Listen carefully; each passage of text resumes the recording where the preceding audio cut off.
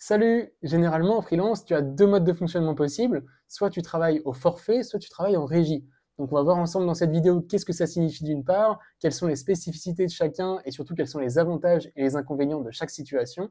Et comme ça, à la fin de cette vidéo, tu sauras du coup le plus optimal selon ta situation. Alors, avant de les comparer, on va quand même commencer par définir chaque type de prestation. Tout d'abord, le travail en régie, qui est d'ailleurs le plus publicité par les freelances, surtout sur les missions long terme, c'est tout simplement le fait de facturer tes prestations à la journée. Donc tu vas tout simplement multiplier ton TJM, donc ton tarif journalier, par le nombre de jours que tu as travaillé sur une période donnée qui en général est assez large, et ça va donner ta facturation finale. Et donc ça, c'est ce qu'on va appeler un engagement sur les moyens, parce que tout simplement, tu vas facturer donc, ton temps, tu vas mettre ton temps à disposition d'une entreprise qui va être très contente d'avoir un complément à son équipe et quelqu'un en général d'assez flexible qui va pouvoir dépanner sur pas mal de sujets, voire même du coup être réactif en fonction des différentes urgences qu'ils vont avoir. Et de l'autre côté, on retrouve du coup le modèle au forfait qui va être un peu différent, mais qui va en général plutôt correspondre à des missions un peu plus court terme, parce que là, du coup, tu ne vas pas t'engager sur des moyens, mais plutôt sur un résultat. Donc, ce qui fait que tu vas facturer le client qu'au moment de livrer ton projet final, et du coup, ce paiement, il va être sur un montant fixé au préalable, donc au moment de ton devis en amont.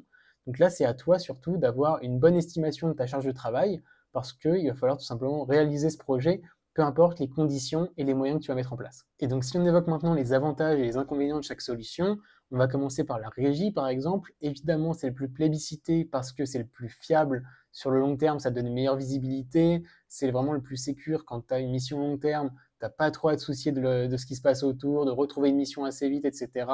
Au moins, tu sais que tu peux te poser pendant quelques temps dans une mission. Et ça, c'est quand même plutôt rassurant. Tu as aussi forcément les revenus réguliers qui vont avec, vu que tu as tout simplement un TJM, tu l'associes à ton nombre de jours travaillés dans le mois et ça te fait des facturations régulières. Donc tout ça, c'est quand même pas mal. Et en plus de ça, du coup, tu es intégré aux équipes. Donc en général, tu viens soit en complément d'une équipe déjà bien en place qui a besoin de se structurer ou de se renforcer, ou soit tu vas créer un petit pôle à part avec un manager d'une équipe ou autre. Mais du coup, c'est quand même une intégration un peu sympa pour bien prendre conscience des enjeux et des problématiques de l'entreprise.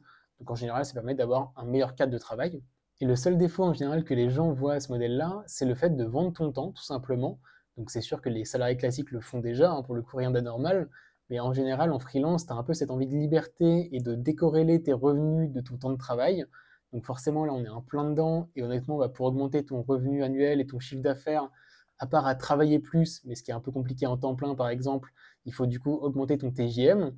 Et ce TJM, c'est vrai qu'il est assez facile à faire augmenter au démarrage, mais à un moment, tu arrives quand même à un cap, un plafond de verre qui va te limiter un petit peu dans ton ascension.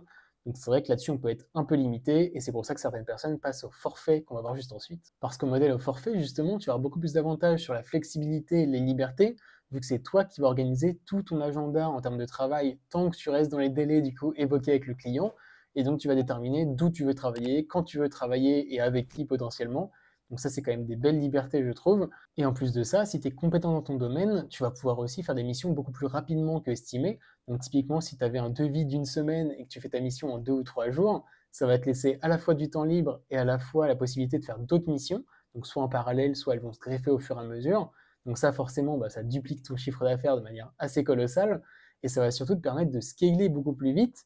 Donc si tu veux, par exemple, t'associer avec d'autres personnes, monter ton agence et arriver un peu à déléguer, ça va te permettre de grossir beaucoup plus rapidement, d'avoir des clients variés et des missions donc, qui vont te permettre de faire pas mal de choses différentes, vu que tu auras tout un écosystème autour de toi avec pas mal de gens qui vont travailler pour toi. Donc ça peut être une des possibilités du coup pour faire exploser ton chiffre d'affaires. Mais attention tout de même, parce que tu auras aussi forcément des petits défauts, et je pense notamment au SAV qui vient souvent après la livraison de ton projet. Et donc même si ton client est super content de ton projet, il se peut que dans les semaines qui arrivent, tu aies un petit message ou un petit mail te demandant de juste modifier une petite partie ou renommer quelque chose, etc. Ça peut être 3 fois rien, mais honnêtement, il faut faire attention parce que ça peut être vite chronophage. Et vu que tu as déjà facturé, c'est un peu du temps de perdu pour rien, tout simplement. Et donc ça, c'est d'ailleurs la raison pour laquelle moi je fais peu de forfaits, honnêtement, surtout sur des missions très courtes. On me propose des fois des missions de 1 ou 2 jours. Honnêtement, ça ne va pas changer ma vie et ça peut plutôt apporter pas mal de complications s'il y a des soucis de leur côté, s'ils veulent faire des grosses mises à jour, etc. Des fois, les clients peuvent considérer que c'est inclus dans leur mission alors que pas du tout de base. Et donc, ça peut faire des petits conflits ou autres. Donc, moi, je préfère rester loin de tout ça, j'avoue. Et personnellement, je trouve que le modèle du forfait n'était pas super adapté à des freelances débutants parce que dans ces cas-là, tu n'as pas encore l'habitude d'estimer et de chiffrer toutes tes charges de travail, surtout quand c'est à partir de briefs pas forcément super clairs. Des fois, c'est un peu aléatoire. Mais du coup, ce moment du devis, il est forcément super décisif parce qu'il va déterminer tout simplement tout ton chiffre d'affaires sur une période donnée. Et donc, tu vas annoncer au client un montant final qui va être le montant officiel de ce projet-là. Et à partir de ça, le projet, bah, il faut qu'il commence. Et le client, il attend du coup à une date donnée un projet nickel, peu importe les péripéties que tu vas vivre. Et donc, il faut que tu sois vraiment conscient des difficultés que tu peux avoir. Il faut que tu prennes un peu de marge forcément au cas où il y a des difficultés, des problèmes que tu n'arrives pas du tout à gérer, etc. Il ne faut pas que ça te mette dans la merde pour tout un mois, par exemple, si tu as prévu 2 semaines au final. Donc voilà, ça peut avoir un impact à la fois sur ton temps libre et sur ton chiffre d'affaires. Donc sois vraiment super vigilant là-dessus et n'hésite pas à monter un peu ton devis de 20-30% pour gérer un peu toutes ces situations. Donc évidemment, les deux solutions sont viables, hein, bien sûr, que ce soit le forfait comme la régie. Moi, j'ai des connaissances qui font soit l'un, soit l'autre, soit même les deux, des fois, ils cumulent et ils sont très contents, honnêtement. Donc il n'y a vraiment pas de quoi se bloquer, se mettre des œillères pour avoir un cadre précis. Faut pas oublier que la freelance, c'est quand même très souvent une question d'opportunité. Donc ce serait quand même dommage de rater des missions qui peuvent être très belles juste parce qu'on s'est fixé un cadre et qu'on ne veut pas voir ce qu'il y a autour. Donc franchement, non, moi je te dirais de foncer en fonction de ce qui t'est proposé. C'est vrai que moi je travaille presque exclusivement en régie sur des missions longues, mais honnêtement le forfait il est praticable sur pas mal d'activités. Moi par exemple en data analyse, je pourrais largement faire des dashboards, donc récapitulatifs avec plein de données pour les entreprises selon leurs besoins. Je leur fais un truc sur mesure, etc. Si tu es développeur, tu peux faire un site web, une appli ou autre sur demande. Si tu es graphiste, tu peux faire une charte graphique ou un logo. Si tu es monteur, tu travailles à la vidéo à chaque fois que tu factures. Pareil quand tu es sales, donc tu vas facturer uniquement si tu fais une vente pour cette entreprise. Si tu es rédacteur, par exemple, tu peux faire du copywriting sur une page de vente ou sur un besoin quelconque d'un client sur une période donnée. Donc voilà, il y a quand même pas mal de choses à faire au forfait, que ce soit en régie ou au forfait. De toute façon, on a largement de quoi trouver.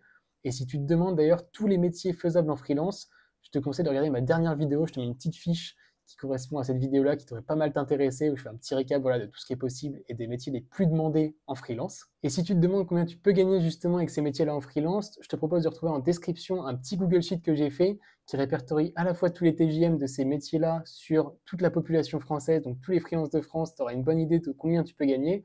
Et aussi, ça te fait un calcul de revenus annuels, donc brut comme net. Donc au moins, tu enlèves toutes les impositions, etc. Ça te fera quelque chose de beaucoup plus clair pour estimer si oui ou non tu veux devenir freelance.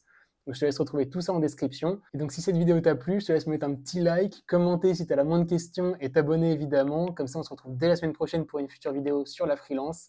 Ciao!